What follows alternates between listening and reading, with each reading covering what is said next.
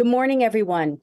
Welcome to the Power of Song, Repercussions for Freedom of Expression and Digital Rights in Hong Kong. We're delighted to have you with us today. This event is organized by Global Freedom of Expression at Columbia University in partnership with Article 19 and the Georgetown Center for Asian Law. We're also grateful to the Internet Society New York chapter for supporting this live stream.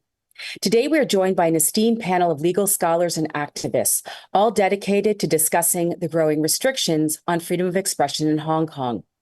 According to Article 19's Global Expression Report, Hong Kong has seen one of the most drastic declines in press freedom over the last decade. This downward trend escalated after the 2019 democracy protests, following which the Chinese government introduced a national security law. The law's sweeping provisions have severely curtailed peaceful expression and silenced criticism of government actions, all the while expanding police powers and compromising independence of Hong Kong's judiciary. Since 2020, thousands have been arrested under these new restrictions. 20 online media outlets have been forced to close, and various websites have been blocked. In just the last 6 months, at least 10 court rulings were handed down in cases related to alleged acts of sedition. These include prison sentences for activities such as wearing T-shirts with political slogans, writing democracy messages on bus seats or posting them on social media, and even journalists being prosecuted for their work. One of the most striking cases, and the main focus of today's discussion, is the legal battle over the song Glory to Hong Kong. This song became a powerful anthem during the 2019 protests, and to the great dismay of the Chinese government, has been falsely presented as Hong Kong's national anthem nearly 900 times, even during international sporting events. Online, the song's videos garnered millions of views and likes. In June of 2023, the Hong Kong Secretary of Justice sought an injunction to ban the song's circulation. But while the initial court ruled against the injunction, stating that it would infringe on individual rights, the appellate court later reversed that decision. This reversal demonstrates the increasing deference to the executive on national security matters and highlights troubling legal trends in Hong Kong, including the use of civil law to extend the reach of criminal penalties. Today, our panelists will also explore the broader implications of this case and the judicial challenges posed by political pressures from Beijing. They will also explain how the decision was crafted in such a way as to make it easier for tech companies to comply with its orders, despite obligations to uphold international human rights law.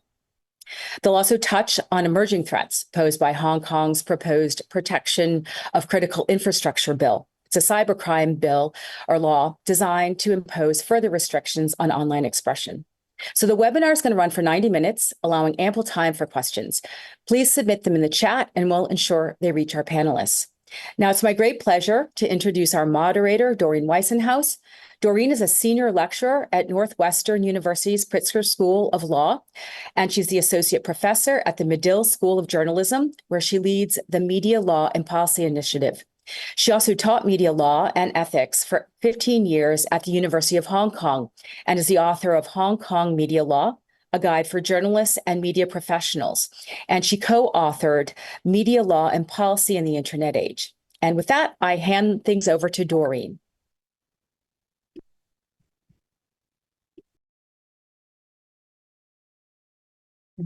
Thank you, Holly, for that introduction and for setting the stage for our discussion today.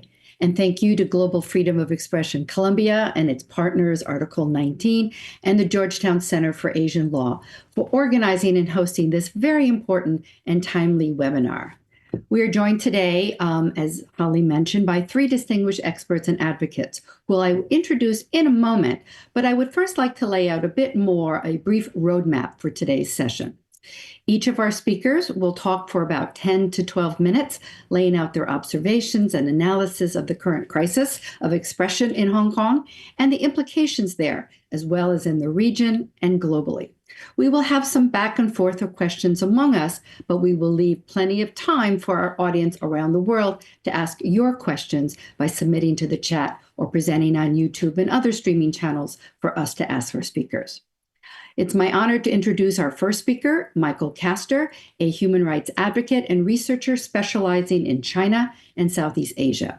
He is currently the Asia Digital Program Manager with Article 19, where he oversees projects on internet freedom and digital rights. In 2016, he co-founded Safeguard Defenders, a regional human rights organization with a focus on China, and with whom he continues to serve as senior advisor. Michael has previously worked with civil rights defenders and international human rights organizations that supports human rights defenders who work in some of the world's most repressive regions, and co-founded in 2008 the Chinese Urgent Action Working Group in Beijing, which unfortunately was crippled several years later in a countrywide crackdown on the human rights movement. He continues to consult with many organizations, including Amnesty International, the International Commission of Jurists, and others. He holds degrees in international law and human rights from the Fletcher School of Law and Diplomacy at Tufts University and the University of Utrecht in the Netherlands. Our second speaker will be Eric Jan Ho Lai, who is a research fellow at Georgetown Center for Asian Law. He's an associate fellow at the Hong Kong Studies Hub at the University of Surrey and a member of the Asian Civil Society Research Network. He obtained his PhD in law at SOAS University in London, and his main research focuses on law and society, law and social movement, national security, judicial politics, and international human rights law, exactly all the topics that we will be focusing on today. Eric is formerly a visiting fellow at the Center for Comparative and Public Law at the university I used to teach at, University of Hong Kong, and is a former visiting researcher at King's College London. Born and raised in Hong Kong, Eric has been involved in civil society development and human rights advocacy since 2010 and brings his unique perspective. And our third speaker, Cheng-Ching Kwong, is a senior analyst in Interparliamentary Alliance on China, otherwise known as IPAC, as a political and digital rights activist from Hong Kong.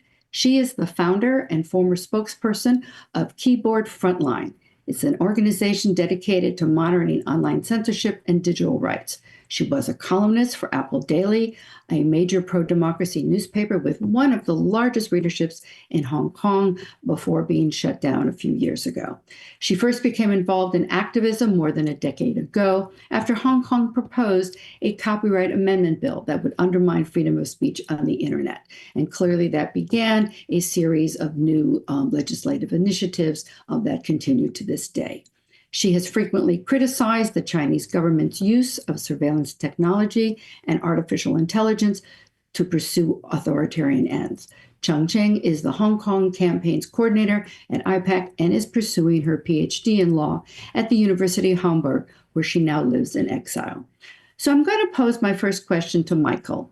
Michael, as noted by Holly, there's been a long growing list of restrictions on free expression in Hong Kong since the enactment in 2020 of the new national security law.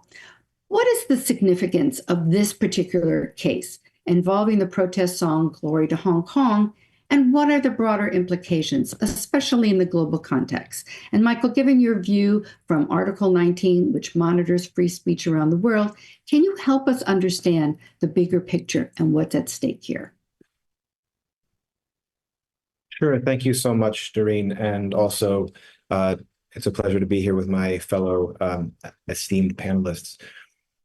So under international human rights norms, internet intermediaries should be shielded from liability for third-party content. It's sort of a fundamental principle of protecting the freedom of expression and information online. What we see with this case is emblematic of the assault on internet intermediaries. It's going not just at one platform streaming or making available one song. It's part of a larger assault on sort of some of the fundamental principles of internet freedom and how international human rights law is protected online. So in 2016, the UN Special Rapporteur on Freedom of Expression encouraged states not to impose policies that would pressure businesses to unnecessarily or disproportionately interfere with the freedom of expression, later giving us the Manila Principles on Intermediary Liability, which again holds that laws on content restriction concerning intermediaries, such as streaming platforms, as is the case we're looking at, must be necessary and proportionate, respect due process, transparency, accountability. All of these must be built into any such provisions. So when I'm speaking about internet intermediaries, what am I talking about? This is about YouTube, earlier draftings of the injunction. Last year, when we first saw the song disappear, we noticed that it was disappearing from Spotify, from Instagram Reels, so from a number of different places. And these are all forms of intermediaries, internet intermediaries. But broadly speaking, there's four categories. There's internet service providers or ISPs. There's web hosting platforms like Wix or WordPress. And both of these in particular have also been targeted by the authorities in Hong Kong outside of its borders. Also, we're talking about social media platforms and search engines. And so, there's different models for intermediary liability, from the strict liability model that's imposed in China and in some other more authoritarian states, which seeks to hold intermediaries liable for all third-party content, which is some of the strictest, most censorship driven models of internet governance. There's the safe harbor model, and there's a broad immunity model, which is in the US under US Code Section 230. International standards tend to favor then this approach. It's been expressed by the independent experts of the Human Rights Council, going back to 2011, the Joint Declaration on Freedom of Expression in the Internet by the four global free expression mandate holders and others. And again, back up to then the Manila Principles, which is a really important sort of guiding soft law principle for this. This is meant to guide state practices. And what we see clearly in this decision in Hong Kong and sadly in other parts of the region and indeed the world are states really moving against these types of principles. At the same time, there are corporate responsibilities incumbent upon companies under the UN Guiding Principles on Business and Human Rights and others, in particular tech companies in this situation, to perform human rights due diligence before market entry or for market exit. And again, this is part of the conversation that a lot of people are having in Hong Kong now, as the situation for digital rights, the pressure on tech companies increasingly becomes more authoritarian, more restrictive. What should some of the platforms, what should some of the companies do? Should they exit? Should they stay? And of course, this is a complicated conversation to have, but fundamentally, at least, it must be guided by human rights impact assessments, human rights due diligence, model, guiding their behavior. But at the same time, the UN Guiding Principles and others call upon tech companies to weigh decisions, weigh their compliance with local orders, local rules in compliance with international human rights law. And so unfortunately, what we're seeing, emblematic of the case here in Hong Kong and again around the region, is a twofold assault on internet freedom brought on by states taking to increasingly over-regulating the online space with non-human rights compliant laws and policies, and unaccountable tech companies more compelled by market forces, perhaps, than they are by their voluntary commitments under the UN Guiding Principles and others. Powerful countries like China are a driving force of both putting pressure on companies and on platforms, making a very attractive market for them to operate in which they remain for their market access, increasingly compliant with orders and restrictions for data privacy or freedom of expression breaches. And this is the case that's been documented in China for a long time. And again, as a lot of us are alarmed by, increasingly we see sort of emulation of this taking place in Hong Kong. Hong Kong was a once much freer space, and since the imposition of the national security law and others, it has taken on to resemble more closely China. And so this is not hyperbolic then to say how international tech companies respond now to the decreasing digital rights environment in Hong Kong will be a litmus test for how they ultimately react to global phenomenons of rising digital authoritarianism. And certainly as China is increasingly successful through economic, political, through other means to push norm setting through partnerships as part of the Digital Silk Road or its influence at the international level. We see how China is a leading force in this digital authoritarian embrace of increasing states around the region and the world. And so again, how tech companies operate, how they respond to new orders, new pressures from the state in Hong Kong, again, really will be, I think, an indicator of some of the forces and the challenges that we have to deal with in defending the freedom of expression, access to information, right to privacy, and others online. But of course, none of this stops at the national borders, and not just in terms of international norm setting, but also we see the increasing reliance by authoritarian states on pursuing transnational and transnational digital repression, which again, equally is incumbent upon foreign tech companies to take, a serious look at their corporate human rights responsibilities to protect the human rights of their users, whether from ensuring that their rights to freedom of expression or freedom from surveillance on their platforms are protected. And so, I do fear that, there's a lot more work that we need to do in terms of research, in terms of monitoring what's happening in situations in contexts like Hong Kong, which very much are, I think, emblematic of some of these larger global trends, and how we're able to, through research, through advocacy, work with important stakeholders like the tech community, like the business community more broadly, certainly with government partners, to see how we can better hold back against rising digital authoritarianism. Thank you.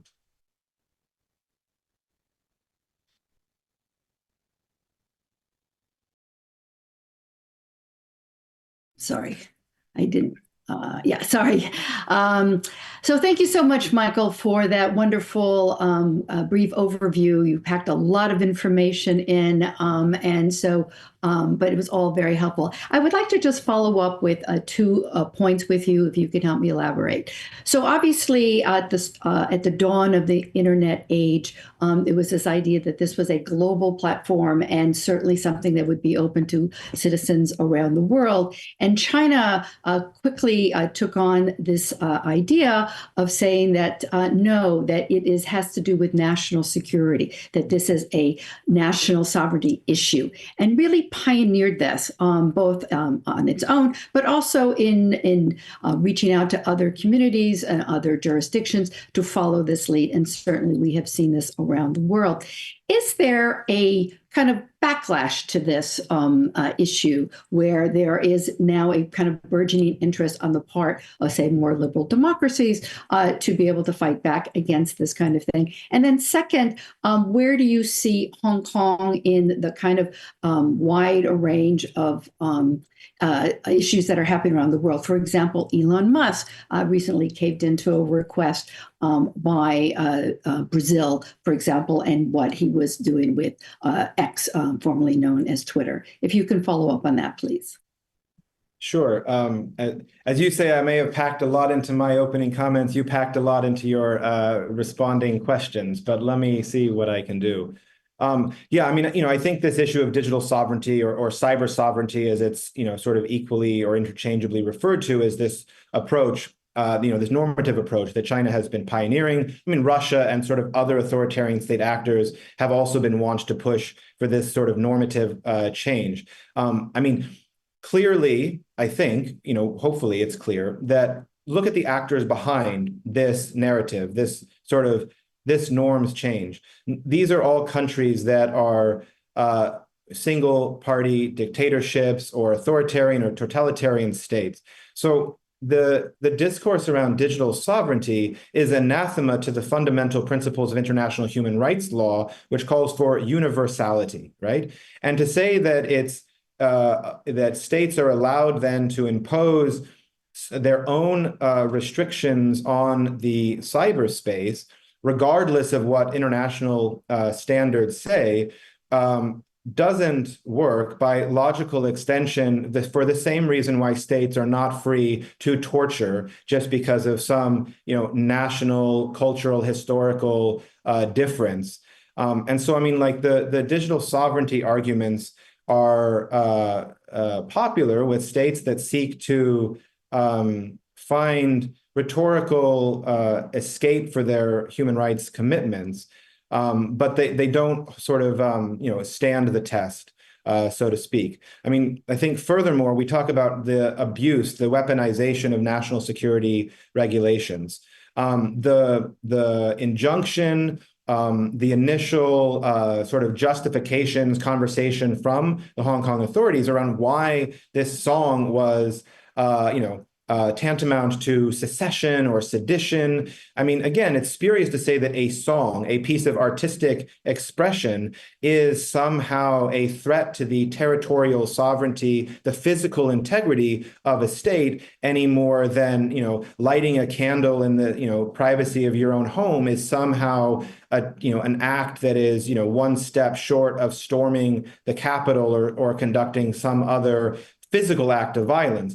The Johannesburg Principles on National Security and Freedom of Expression and other international principles, really expand on when national security is a permissible justification, a legitimate justification for limiting the right to freedom of expression or others, as are called for in the three-part test. Again, it must be so limited and so confined because it's the popular justification or excuse. And generally, when we talk about limiting these rights in the interest of national security, it's strictly for preserving the physical integrity, territorial integrity of the state, not for the feelings, the emotions of the leaders, and certainly not to protect the sustainability of the ruling party. And that's what we're seeing here, as we see in a lot of other places, unfortunately. And so a lot of these conversations and challenges are sort of interwoven with one another. We see the exploitation of exceptions and really this type of rhetorical jujitsu where states like China or Russia seek to not just to reorient international norms, but to really just make words mean what they do not mean to suit their own authoritarian purposes. And certainly, I mean, there is pushback. And I think, increasingly we see that there is pushback. I think the work, for example, that Chongqing's organization is doing, IPAC and others, is a really important sort of place in which we see coalitions being formed. Coalitions between government stakeholders are important, coalitions between civil society, obviously, the Global Network Initiative. There are platforms where, multi-stakeholder gatherings, people can come together from different stakeholder groups, different sectors. And I think that's really what we need to see happening, because the engineers don't have the human rights expertise always, the researchers don't always have the technical expertise. And when we're dealing with states, they can draw upon a vast array of all the apparatus and institutions of the state. And so we really need to try and counteract the assault on global rights with the same level of systematic, strategic, and sort of coherent thinking, again, based on multi-stakeholderism and sort of the safety and in numbers of coalitions. Thank you so much. And that gives us a lot to work with. And so this is a natural segue, of course, to Eric.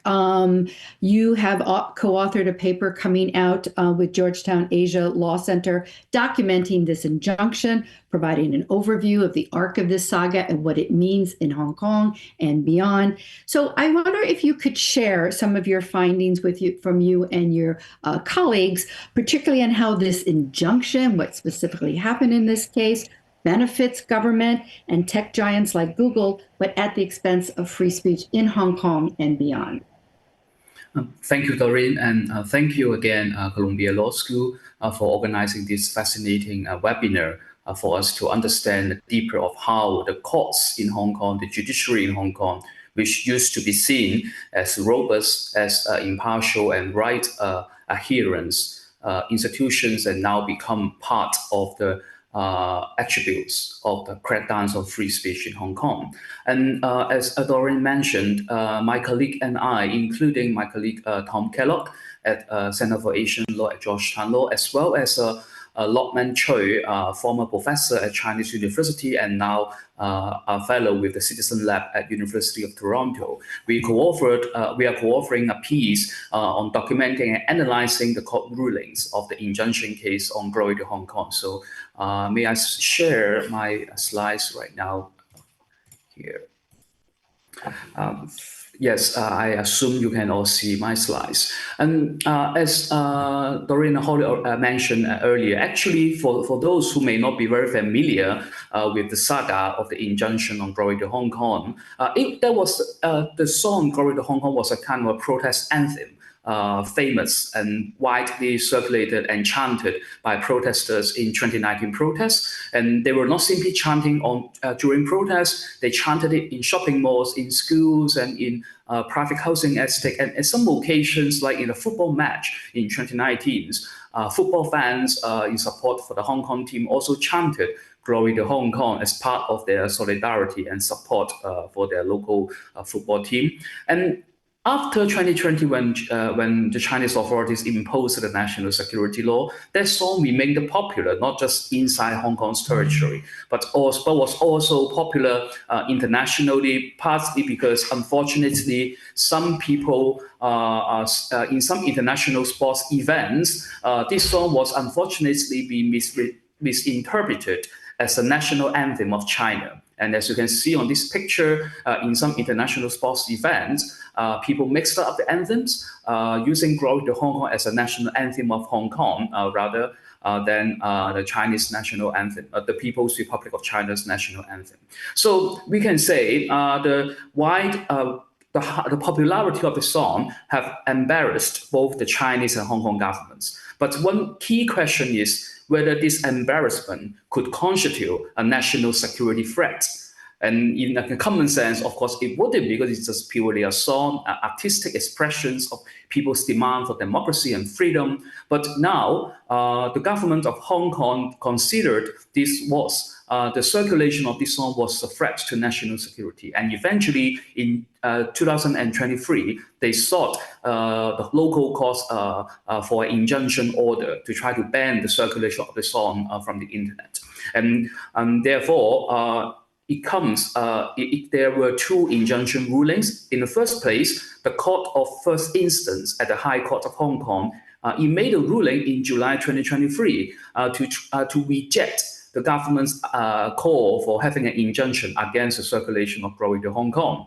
That was a very rare occasion or a rare result of any cases related to national security during the period of time, because since 2020, the court almost agreed almost every rulings in favor of the Hong Kong government. And as of now, on criminal convictions on national security cases, there was only two people got acquitted from national security criminal trials. But back to the case of the Court of First Instance, the first injunction decision ruled in July 2023 rejected the Hong Kong government's request, and it rightly found that given the injunction targets only the criminal users of the song Glory to Hong Kong, which in turn would often depend on criminal intent, it is not very clear whether an injunction under civil proceeding would in fact be a useful addition to the existing level of deterrence by using the national security laws or other criminal laws like seditions under the Crimes Ordinance at the time.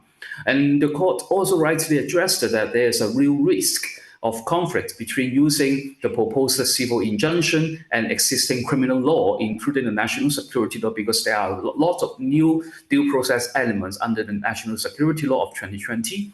And there are also different elements of the existing criminal law which will be different from a proposed civil injunction that could cause a judicial contempt if anyone broke it. If anyone broke the injunction. And there was also concerns whether there will be double jeopardy. So at the end, even the court made a decision that the court should not grant an injunction to the Hong Kong government on banning the circulation of Glory to Hong Kong. The court was also problematic in the sense that it fully disregarded the fundamental rights of free speech and free expressions when they made a ruling. Indeed, it adopted a pro-government view of the 2019 protests and repeatedly signaled its agreement, the court's agreement that the national security law and other laws could be used to prosecute peaceful political speech. And they adopted, and the court adopted a proportionality test that could not, in our opinion, be satisfactory because the proportionality test was not robust at all.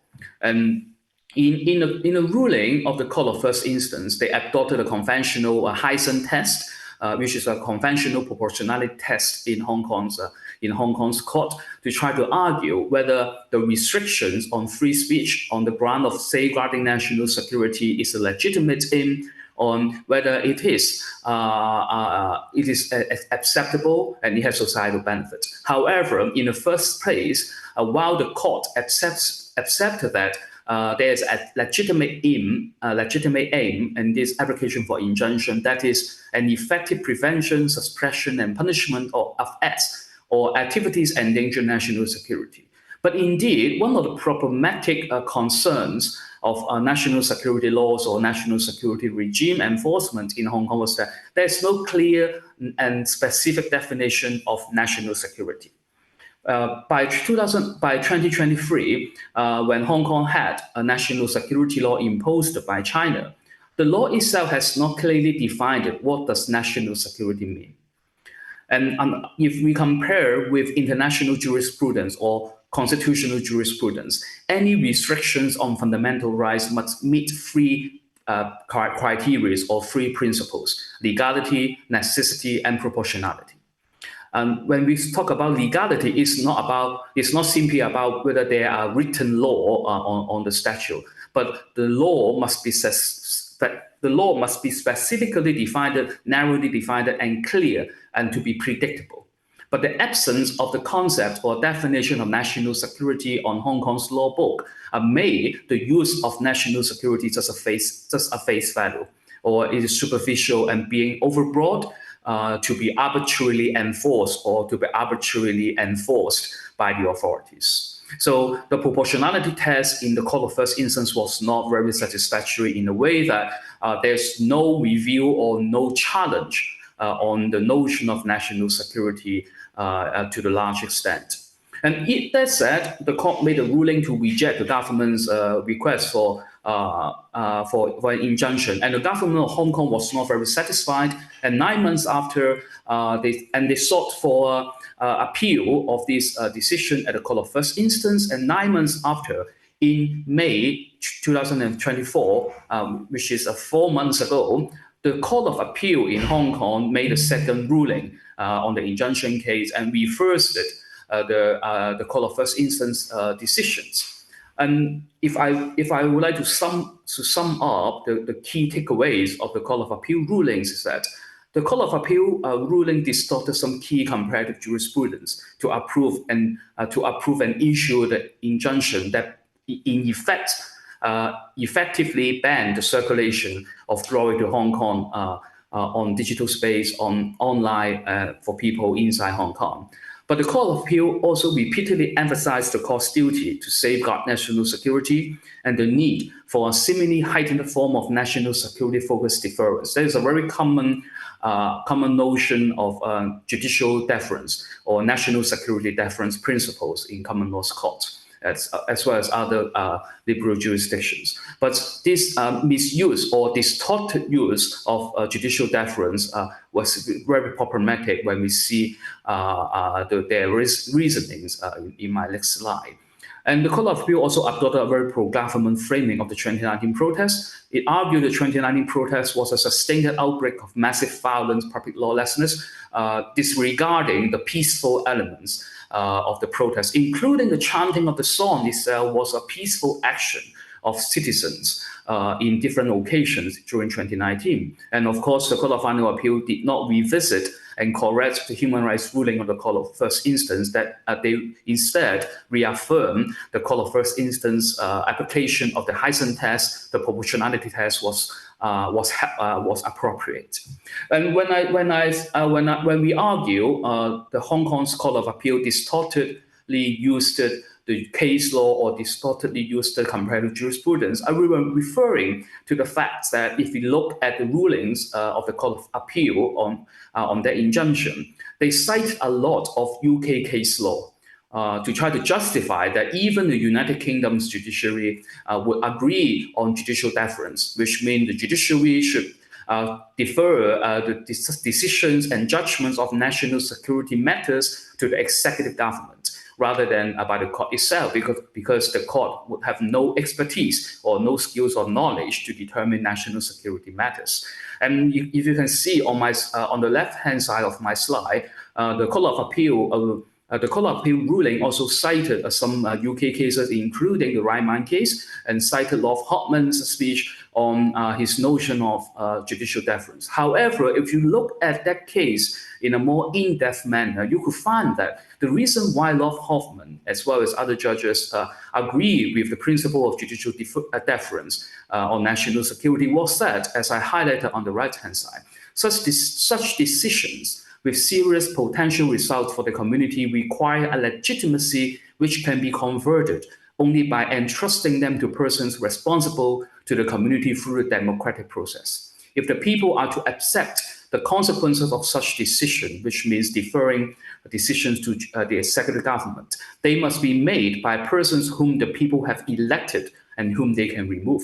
And here we can see when liberal jurisdiction apply judicial deference principles on national security cases, they also refer to democratic accountability.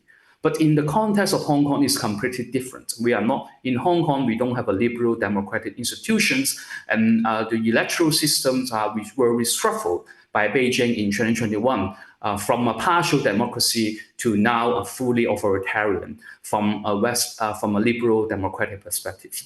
And if we affirm the use of judicial deference should be tied with democratic accountability, then the Hong Kong Court of Appeals argument would not stand, because they only cherry-picked case law's notions of judicial deference without considering their connections with democratic accountability. Like when the Court of Appeals cited Lord Bingham's statement and case law in the ruling, they also neglected the fact that democratic accountability, a representative legislature, and a democratic government are essential elements to support the application of judicial deference. And as another Canadian judge, Beverly McLaughlin, who was also a former overseas judge in Hong Kong's Court of Final Appeal, she also emphasized the role of the courts in any review of cases if they have to be deferred to the executive authorities. And what we could argue before I end my presentation is that Hong Kong is now a textbook case on abusing national security narratives or national security laws to achieve a political censorship. As is also in alignment with a global study on the impact of counterterrorism laws on civil society and civic space conducted by the United Nations Special Procedures 2 years ago. They received more than 100 inputs from civil society actors from different countries, and to try to understand how counterterrorism and national security laws are impacting the erosion of civic space today. And what they found is really similar as what we have found in the case of Hong Kong, that using national security law to protect the executive and dampening the capacity of social movements and protests to emerge in public space, rather than protecting a genuine territorial integrity or a national defense, safety, or counterterrorism under national security laws. And the judges and local courts tend to be highly differential to the exercise of counterterrorism or security powers, and because judges may also fear retribution if they overrule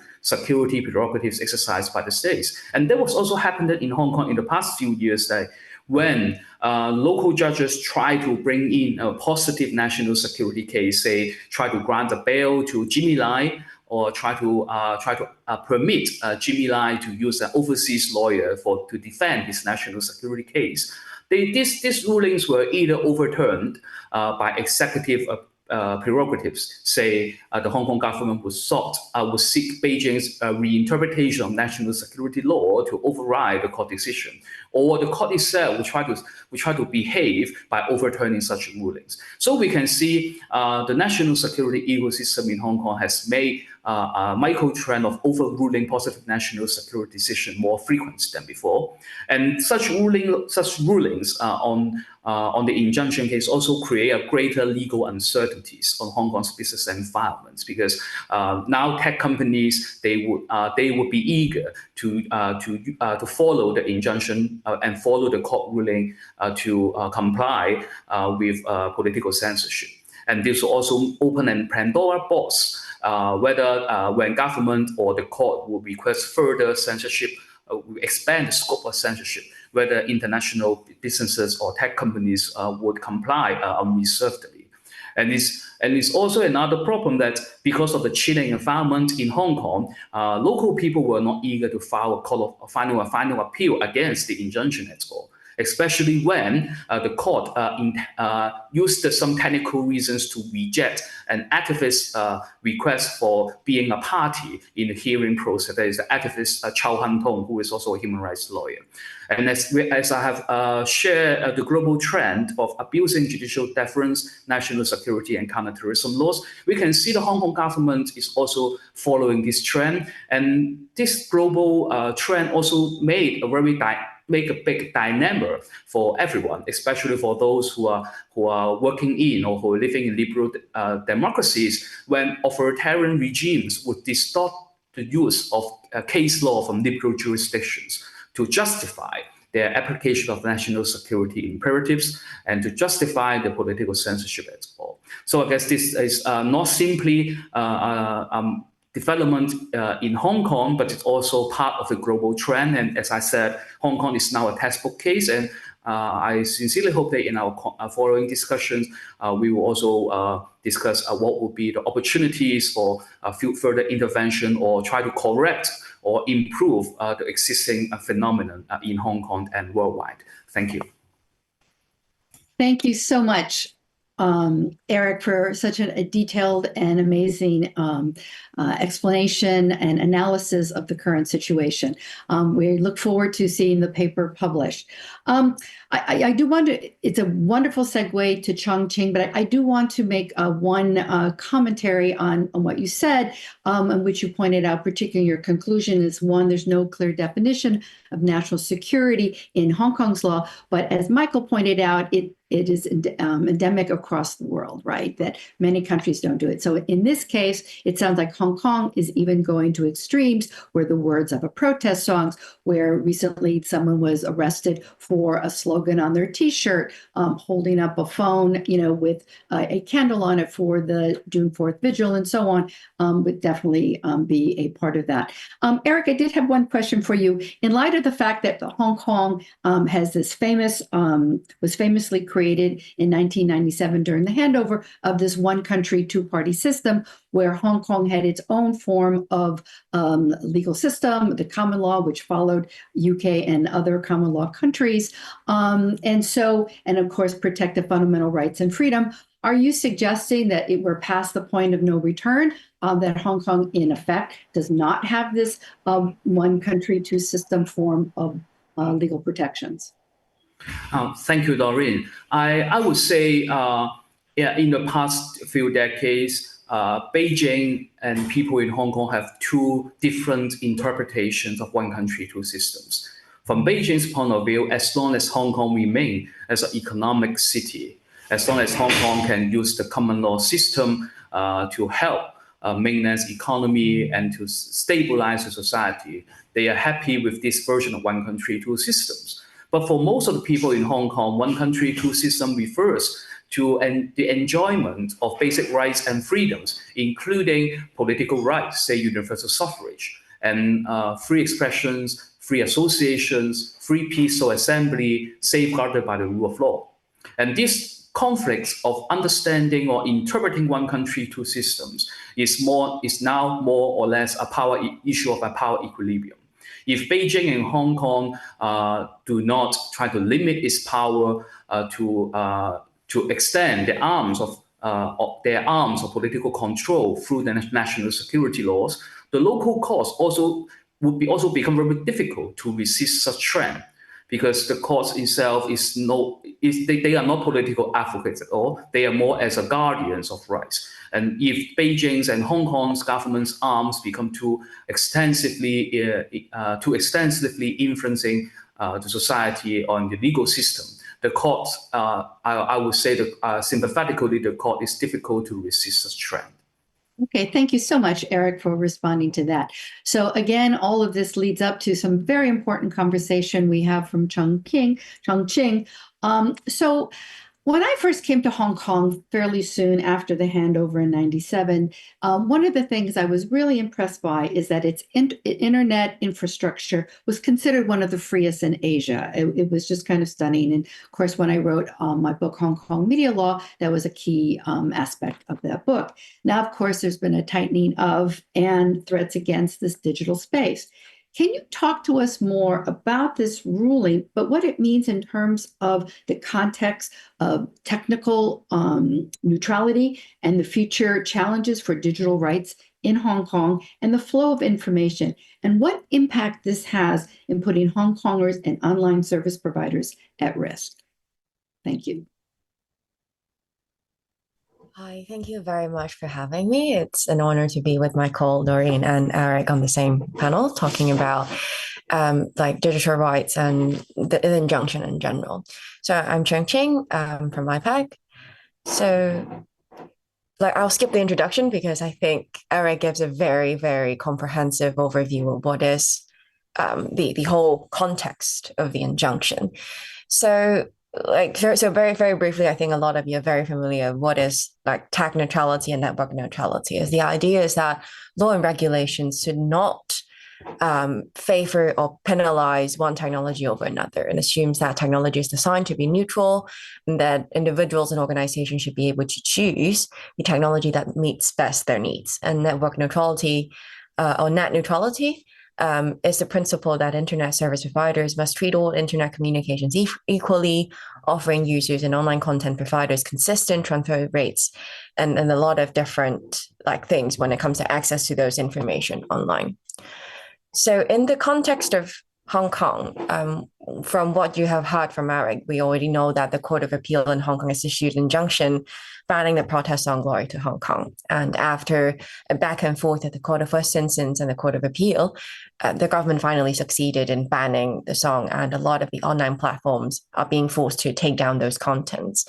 And the ruling is part of a broader restrictions under the national security measures, which threatens Hong Kong digital freedom and tech neutrality in general. So Eric gives a very like comprehensive view of what happened when it comes to the case itself. And the things that are at risk here is like internet service providers and online platforms like Google, YouTube, Spotify. They traditionally do not alter or access the legality of content hosted or shared through their services.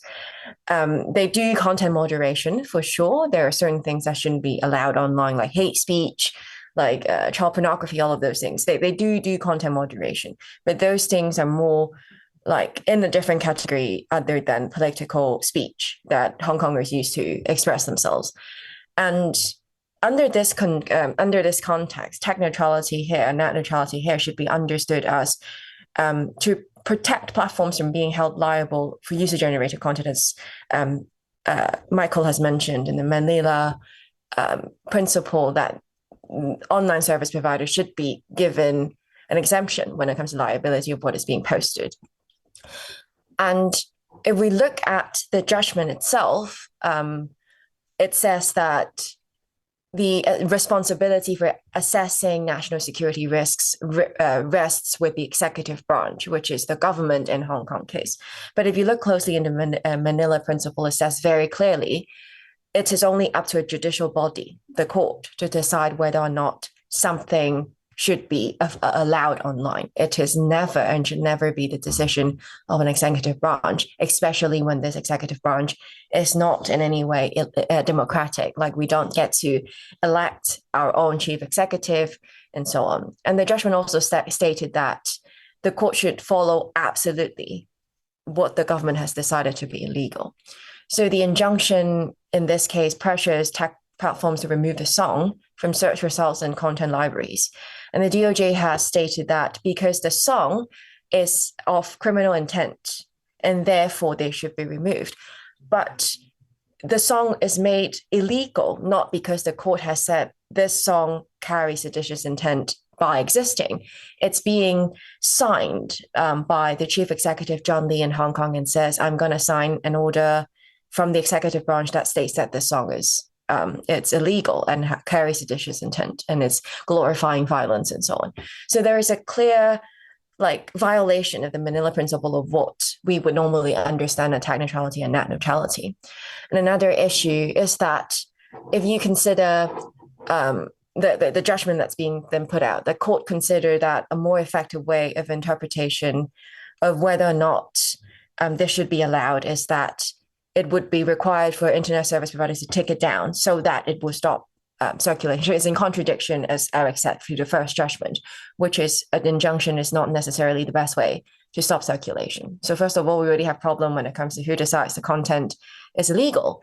And then we have them putting the burden of preventing something from being circulated online, even though the content normally would not be considered illegal in other circumstances. So the impact on ISPs and online service providers is quite clear and easy to understand. That is, first of all, the compliance with removal orders. These platforms, they face a legal pressure to comply with content takedown orders, risking penalties if they fail to act, because failing to act means that they are hosting seditious content, which I'll bring in another case that happened recently to kind of further clarify the burden that they're carrying. And platforms like Google, in this case, and Spotify, they will have to filter out and block access to the song, directly countering their neutrality. That is, they shouldn't be part of the system which determines, it should be the court that has determined that this is illegal, and then they should take it down or notice the user should take down, instead of having the executive branch to say this is illegal and then the judge somehow follow that approach and then say you should take it down. And if you look at the precedent of the jurisdiction in the United States, they clearly state that the intermediary should not be responsible for the content posted, and the same for EU. There should be a separation between content hosting, content creation, so that there is tech neutrality and the principle is being upheld. So I'll now bring in two other cases related to sedition that will also play a role in the OSP and ISP's responsibility when it comes to national security law related charges. So there's a Wong Ho Chan case. So Wong faced charges for sharing a hyperlink to the song that we're talking about, Glory to Hong Kong. And the court ruled that he is illustrating the intention to sedition, and therefore he's found guilty. So treating in this case, the hyperlink itself is being treated as the equivalent of content creation and sharing the content. And that shouldn't be the case. There has been EU cases ruling on this, saying that sharing a hyperlink should not be equivalent to sharing the content itself, because there is a distinction between the link and the content itself. And whoever shares the content should not bear the same responsibility as the content creator. And a more recent judgment came out last month on the Stand News case. The Stand News is an online media in Hong Kong that's being forced to close down in 2021 or 2020, in December 2021, after Apple Daily was being closed down. And their editors-in-chief were being prosecuted with a charge of sedition, saying that hosting certain contents on the news platform counts for sedition. And the recent ruling says that proving recklessness instead of specific intent for sedition is meeting the threshold of sedition. So if you are hosting certain contents that you are not aware of being sedition, for example, before this whole injunction, you thought Glory to Hong Kong is okay to host on your platform, even that you are posting it or hosting it out of recklessness or negligence, you are still meeting the threshold of sedition, meaning that you will be liable for sedition. And this change of the threshold of sedition, because before this Stand News case, to perform sedition, you need a specific intent. That is, you're aiming to overthrow or encourage people to overthrow, inflicting hatred against the government. This change kind of pressures platforms to preemptively censor content to avoid legal risks, undermining the neutral intermediary status. So instead of being ordered by the court in the Glory to Hong Kong injunction, they are now in the active role to look on the internet and say, hey, am I hosting anything problematic, which encourages self-censorship? So if you take all of these three cases into account, you see the pressure and the burden on internet service providers and online service provider is getting bigger and bigger. From Glory to Hong Kong, it is, you have to listen to the executive branch. You have to look out for what you're hosting and take them down. And now it is, if you didn't notice that you're hosting or posting something, you're also liable for sedition. So there's a shift in the platform accountability. The injunction places Hong Kong's international regulations at odds with international standards of platform liability, which is in contrary to the US and the EU, even though there have been voices talking about stricter content moderation when it comes to problematic content, which is definitely not in the category of political speech. And these platforms has to navigate now between adhering to local laws and maintaining commitments to global free speech principles. And how would they balance, should, as Michael said, leave the market, stay in the market? Can they still perform their duties as internet service providers and so on? And as I said, it also create a chilling effect on speech, because users, they might fear out of negligence or recklessness, they are committing laws. They wouldn't even want to share a link because the link is being seen as the content itself. And also it's encouraging self-censorship on the platforms and the users themselves as well. And now the platforms are being put in a dilemma that they should think about whether or not they want to still uphold the principles when it comes to freedom of speech and internet freedom, or they want to leave. And this injunction and the cases that follow that recently happened set a precedent for further restriction. And it's a concern for everyone because the internet is not it's all linked. If something is banned, it has an impact on other places as well.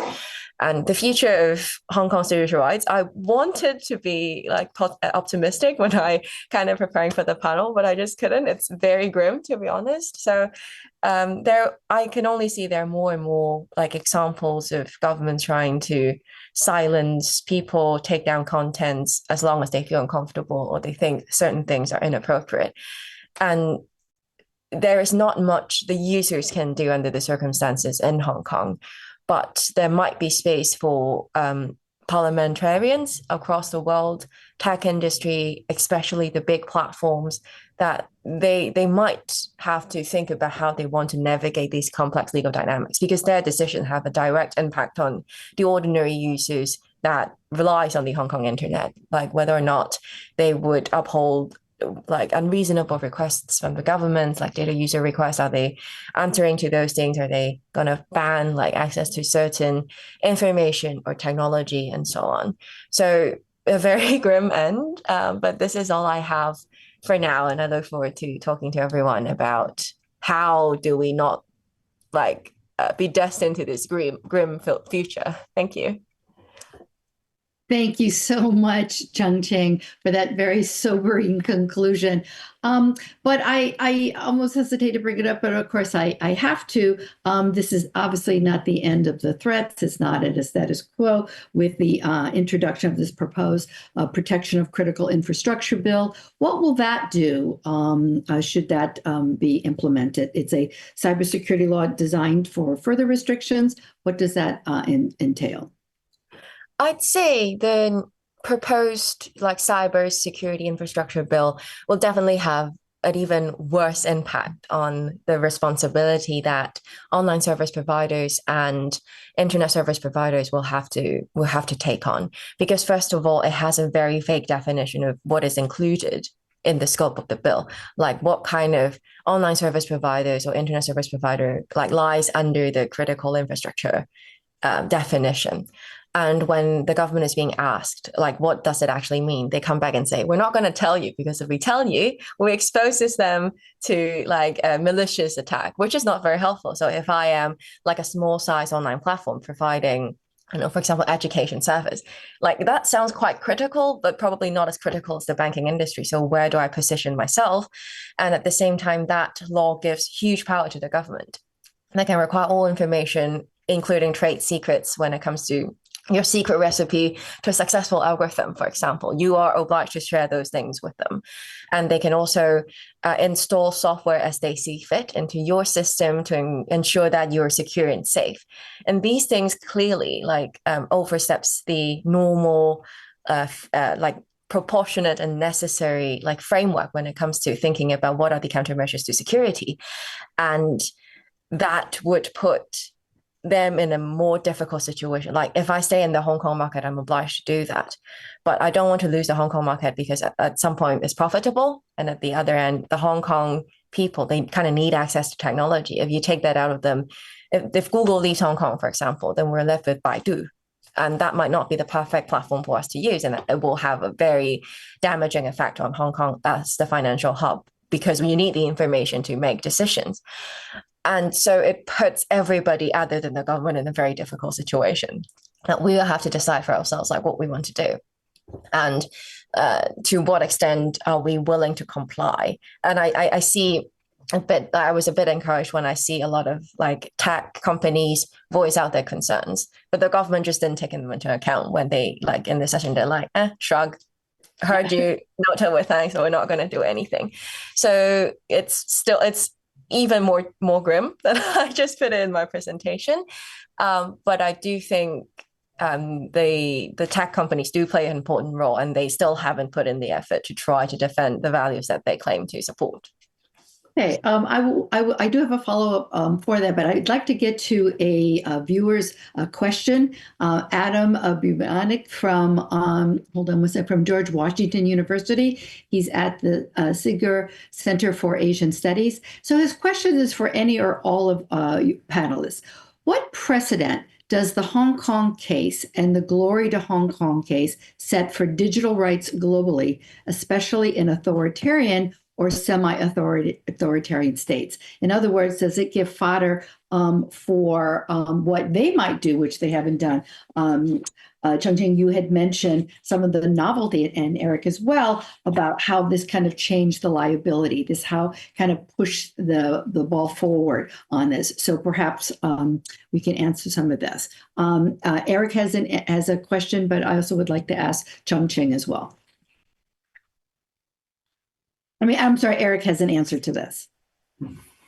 Thank you, Doreen, and thank you, Adam, for your excellent question. If I may put further context of the result of this injunction, is that Google complied it by removing 32 videos from YouTube and imposed what we call a geo-blocking, which means people in Hong Kong will not be able to access to those videos, but people outside of Hong Kong were able to see this video still.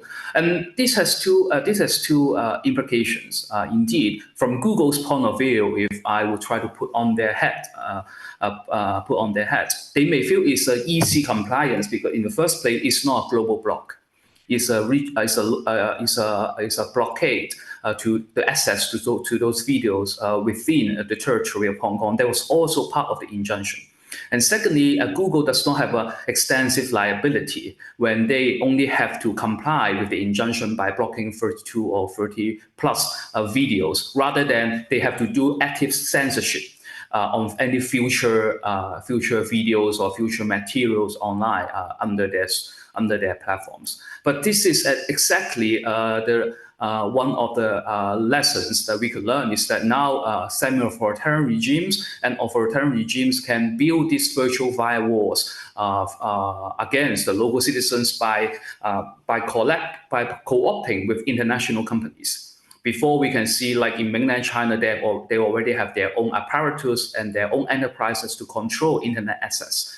But now they can collaborate with international or overseas tech giants, as long as they can reach a kind of qualified deal or a more restrictive manner of censorship. But here comes to a question is whether freedom of speech, whether free expressions is a fundamental right or not, and whether it could be compromised simply by limiting the scope of restrictions when tech companies like Google, they could defend themselves of using geo-blocking rather than a global block to sponsor their political censorship.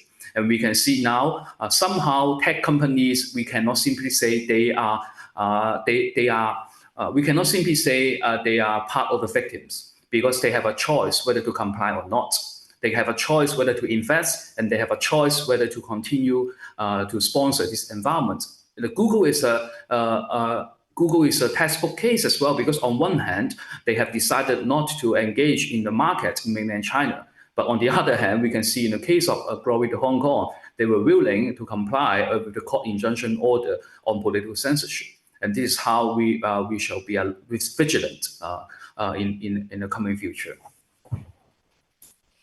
I'll quickly add to what Eric has said. I think one of the overspilling effect is it shows that Google actually complies with like these kind of injunctions and laws that hinder freedom of speech. But if you look at Google in Canada, in the US, in the EU, or in democratic states, they take the government to court at the highest level possible. They don't give up. They would appeal until there is a final ultimate verdict that comes out in favor of them or not. Like whatever reason that they're doing it, for profit, for a better internet, for whatever, you can see the very different approach in Hong Kong and in other places. And it reflects to you that they actually have a choice. They can actually take the Hong Kong government to court, but they didn't even try. And like for a random, like ordinary citizen, or as Eric mentioned, Chow Hung-tung, who is a human rights lawyer behind bars right now, she might not have the same resources, and she definitely doesn't have the same resources as Google, to be honest. She's behind bars, have limited access to books and cases and so on. But Google, with such a big legal team, still wouldn't take the government to the court, challenging if this injunction is hindering freedom of speech, or trying to get legal clarity and certainty around these like national security law related laws and settings and regulations and so on. So it kind of shows if you have a big enough fist, which is China and Hong Kong government in that case, these big tech companies will comply, and setting a very bad example and precedent, so that other countries is like, oh, that's not too bad. Probably I can try to get Google to take down things that I don't like. And there is also an implication of self-censorship.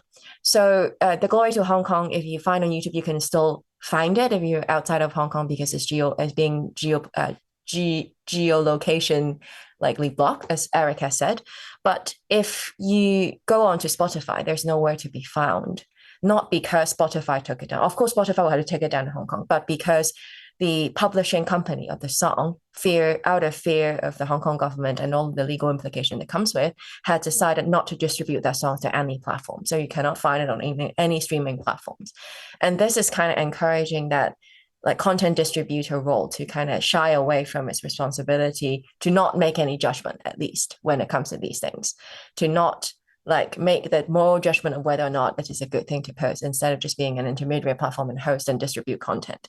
So I'd say these are the two things that I see that are the implications to other countries in the world and other places in the world. That's great. Thank you. Michael, I wanted to know if you could address this as well. Yes. Yeah, please. I mean, there's building on the self-censorship concern, perhaps, but also from the tech or from the streaming host perspective. So in June, shortly after the injunction came out, there was another platform that was a global distributor. So in the concern, right after the injunction came out, again, like the owners of the song were looking for another host to stream the song globally, and they turned to a UK-based international streaming media distributor, a very small company based in Scotland called MU Bands.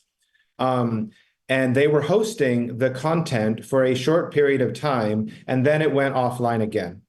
A number of people were trying to determine why this was. Article 19, among others, there was an open letter that we were contributing to MU Bands, inquiring, what had happened basically, and reminding them about their obligations under international, their responsibilities, I should say, under international human rights law and otherwise. And essentially what had happened there wasn't an international tech company responding to a extraterritorial request for notice and takedown from Hong Kong authorities. They were acting preemptively. They removed the content for concern of compliance with this vague, overbroad, and repressive injunction. And so what we're also then going to be seeing is, the Googles, the Metas, the X's, of the world. These are massive companies, often with corporate value higher than the GDP of most countries. But then there's the small companies, the smaller, bespoke, intermediaries, hosting services, and others that also have a very critical role within the larger ecosystem, ensuring expression and access to information online. And in the face of potential economic or legal pressure from states like China, we also are likely to see similar preemptive measures to comply with these types of restrictive requirements. In their statement at the time, in fact, MU-Bands oddly enough, chose to say, we're not experts. Unfortunately, that wasn't followed with, but we are interested in what the experts in human rights and the China-Hong Kong space have to say to guide us in how we act. They just said, look, we're not experts, but we're going to do this because So I think we're unfortunately going to potentially see more things of this nature as well. And I think just also on your point about how some of these larger companies can behave very differently in different contexts, excuse me. And because this point actually also touches back to the critical information infrastructure and cybersecurity legislation, Apple is really, sort of case in point of this. In 2016, after the tragic San Bernardino shooting, famously, the FBI tried to put pressure on Apple to create a backdoor to the shooter's iPhone. The CEO basically said to do so, would be, is against everything that the company stands for. We would never, act in a breach of our customers, our users' right to privacy. Their corporate human rights charter, corporate human rights policy, again, reaffirms its commitment to, universal principles, user data protection, freedom of expression, all of these things. Cut forward 1 year later, 2017, the cybersecurity law comes into force in China, and China puts pressure on Apple to comply then with localization requirements, data localization requirements in China that forced then Apple to move all of its Apple ID, Chinese Apple ID users' data into data centers that would be built in China. Concerning, but at least Apple would have us believe decryption keys would still be stored in the United States. So we're still adhering to the same user rights that we claimed and fought so hard to uphold when faced with a limited request from the FBI. Now, I'm not taking a stand on the justifications for the FBI's call there, but that was one case. And Apple fought it tooth and nail as much as they could through its legal department in the United States. And then when faced with a far more overbroad order in China to move millions of users' data into China, they complied. And then months later, after the company would have had us believe that the decryption keys would be at least safely stored in the US, they then revealed that, well, the decryption keys for all of this data would actually be stored not just in China, but actually in the same data center where all of this information was stored. And this, not only, as many have argued, is a dereliction of Apple's responsibility to uphold various human rights principles it claims not just voluntarily to have entered into in the UN Guiding Principles, but its own corporate human rights policy. But also, this is emblematic of the types of requirements that this model of cybersecurity governance would impose upon all international actors. And as we see, Hong Kong is emulating this type of cybersecurity governance for now how it's looking to regulate critical information infrastructure and larger sort of cybersecurity issues in Hong Kong, which again raises very serious questions about the future of the private sector writ large, but certainly the future of tech companies' presence in Hong Kong and what that will mean for data privacy and other freedom of expression concerns. Right. Thank you so much for the really cogent observations, Michael. And of course, this follows up what you've written quite extensively about global tech companies' deafening silence in the deteriorating freedom in Hong Kong. So not just in specific cases about them, but what about kind of this broader voice? What can they do, and maybe any of you can kind of respond to this, to resist this ban, not just on this particular song, but what and how can they move in the future? Is there any leverage that remains to protect free expression in Hong Kong?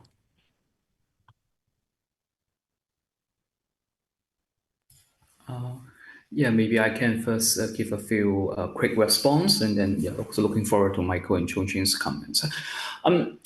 If I could follow up with our previous conversation, whether and why Google should file an appeal in Hong Kong to continue to struggle on this case on free expressions, I guess if I were a devil's advocate, I would also see from another perspective. Say, when Chongqing mentioned the cases in Canada and elsewhere, somehow Google were very eager to fight in the courtroom in liberal democracies. But how about in the courts in authoritarian or semi-authoritarian regimes? You see, in the case of Hong Kong, they were not eager to even engage it or to intervene it.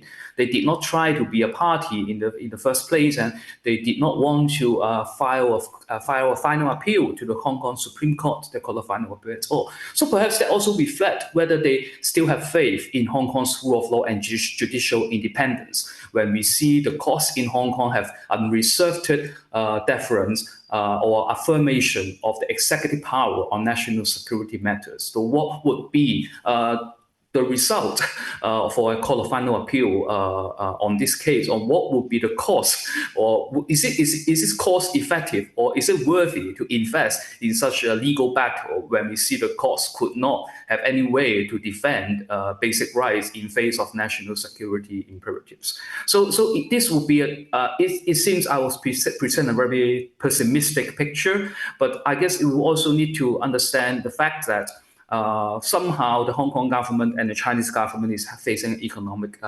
downturn. And you see recently, even in mainland China, the economic policies is shifting. And in Hong Kong, they are also struggling for improving the economy. So I guess that that would be a kind of opportunity for a greater intervention or greater engagement for stretching the digital space and the space for free speech or free expressions in Hong Kong. But it also depends on the will of tech companies, especially for those tech giants, whether they want to take the lead to be showcases for small and medium firms like the distributors or streaming platforms to see actually there are ways to improve, not just on free expressions for progressive political speeches. Free expression is also important for free information flow, for open access, for an open society. These are inevitable for any business person, for any investors to still want to invest in Hong Kong, especially it's not a democratic city. Right, that really makes sense. So, Michael or Chongqing, do you want to follow up in any comment on that? What Eric had to say? Yes, I think I'll follow on Eric's comment for a bit. I think Eric is right. Like big tech companies don't seem to want to admit that they actually have leverage because of the economic situation.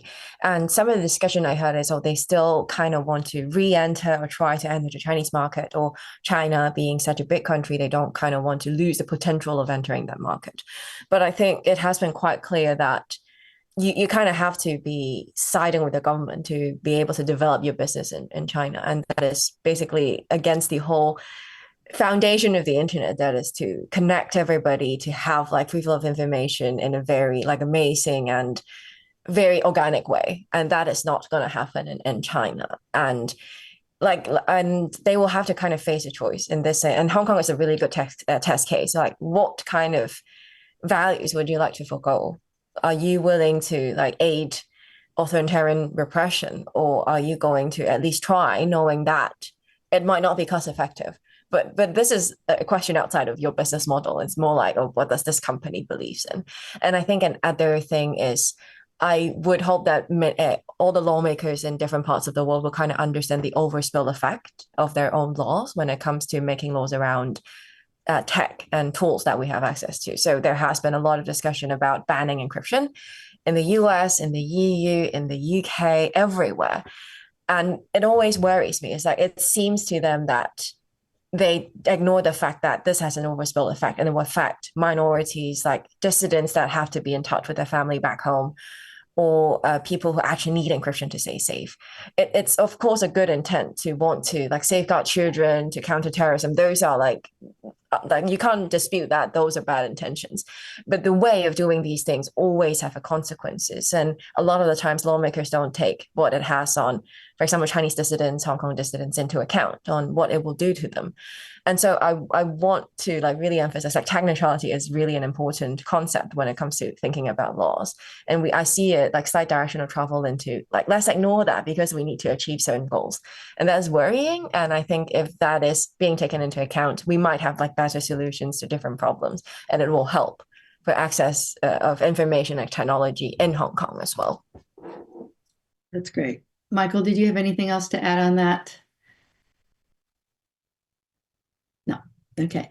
And so what that raises the issue of whether or not the solution is through a legal avenue, is it through public relations, is it getting the information out? Obviously, this webinar, we hope to kind of educate a broader audience about why we should care about Hong Kong. I mean, Hong Kong does not, like in other parts of the world, as part of Asia, does not have a regional human rights court where it can go to if they find that there is something in their own national domestic courts that don't comply with international human rights standards. So I want to throw it to each one of you. What is the one or two things on your wish list that you hope to happen in the near future, whether it's, getting a gathering of tech companies to kind of pull together some kind of common statement of support, or what is it that you see might move this protection, or at least the hope of a little bit more for Hong Kong in the near future? Eric, we'll start with you. Right.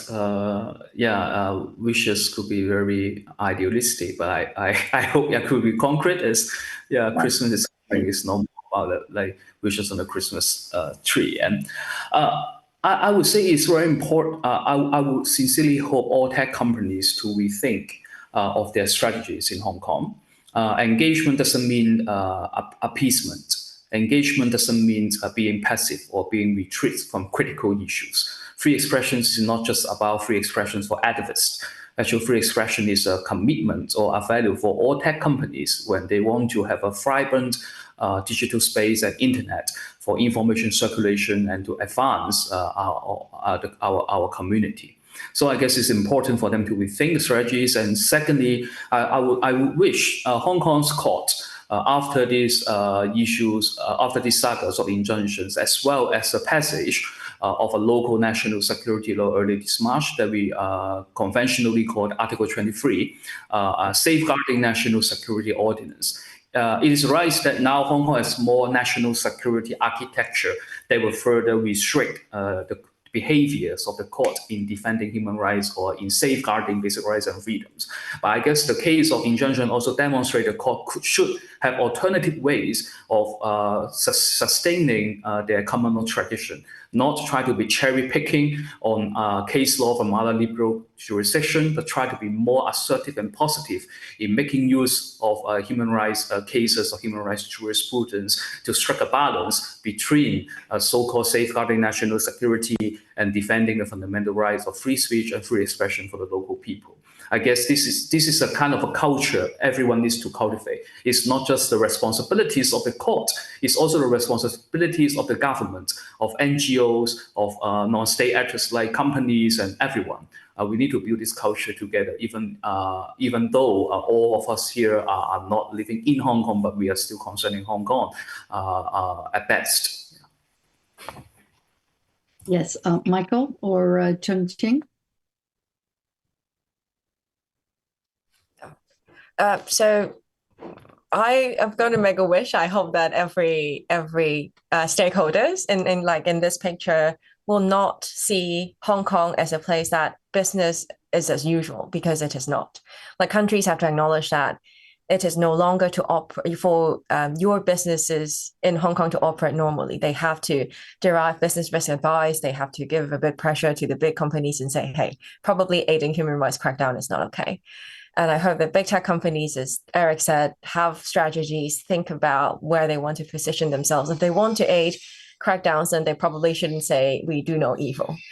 And also for users, we have to come to terms with the reality that we have to fend for ourselves, because big tech companies not fending for the users. Government is not going to help us in Hong Kong, and foreign countries haven't done enough, in my opinion. So equip yourself with digital security, with access to technology, learn and familiarize yourself with different tools, so that when things happen, at least you are there to fend for yourselves. You know, okay, how do I circumvent DNS tampering, for example, if a website's being blocked? Or how do I change the location of my YouTube service so that I can access Glory to Hong Kong, for example? So I wish everybody like kind of come to terms with reality that business is not as usual in Hong Kong. Yeah, yeah. And Michael? Yeah, I mean, in terms of wishful thinking, I suppose. I mean, this December is the 40th anniversary of the signing of the Sino-British Joint Declaration, which also paved the way to the Basic Law and is supposed to be establishing, these human rights and fundamental freedoms that used to, at least in imperfect ways, but at least used to be in place either from the judiciary, the independence of the judiciary, or the protection to freedom of expression, access to information. The reason why, when China was developing its Great Firewall and creating the epitome of an intranet, a government-run intranet, Hong Kong was still a free, open internet space, and it's been so under assault. And that from that we return to those principles. If we're wishing, I mean, that the one country, two systems model that you mentioned would be returned through pressure from stakeholders. And one, of course, I think is, to remember that within the Basic Law, within these documents, that Hong Kong, not the mainland People's Republic of China, but Hong Kong is a states party to the International Covenant on Civil and Political Rights. And for that reason, it does have periodic review by the Human Rights Committee. And in 2022, in its concluding observations, when the Human Rights Committee did review Hong Kong, among its concluding observations, specifically on the national security law, again, was that it failed to adhere to international principles. It failed to adhere to Hong Kong's obligations under the ICCPR. And the Human Rights Committee called upon Hong Kong to repeal the NSL and, in the meantime, to not implement it. And if we then extend that out to remind, tech companies or others who would then act upon orders from the authorities, as Eric mentioned earlier, this came from not an independent judiciary, and Chung mentioned not judicial review, but a certificate issued by the chief executive acting on powers granted to them under Article 47 of the National Security Law. And so anything coming out of it is then something that the Human Rights Committee has called for repeal, non-implementation, and that might get us back to then some of the imperfect, but certainly better than where we are now, one country, two systems. I want to make clear that I wasn't just asking for gifts under the Christmas tree and, frivolous wishful thinking, but using all of your many years of expertise, both within the region and outside. What are some of the positive steps forward? And things like having what Eric suggested, having tech companies acknowledge that engagement does not mean appeasement, where Chung Ching says that we have to fend for ourselves. We have to come to terms with the reality. What can I do to protect myself and my access for free expression? And then again, of course, Michael, recognizing there is a purpose for recognizing these major anniversaries, because it reminds us and puts it back in front of us of what were some of the fundamental issues that we were fighting for at the time that these came into fruition. So I see that we're out of time. Let me just see what's in the chat here. Yeah, so I do want to thank our speakers for your incredibly valuable insights and analyses to help us further understand what's at stake in Hong Kong and for its people and the digital space and what it means for the world at large. I want to thank again Global Freedom of Expression Colombia and Article 19, which seeks to strengthen freedom of expression worldwide. And that's by advancing the understanding of both international and national norms that best protect this flow of information, expression in this interconnected global community. And of course, the Georgetown Center for Asian Law for its unique academic contributions on cutting-edge topics related to Asian law and policy.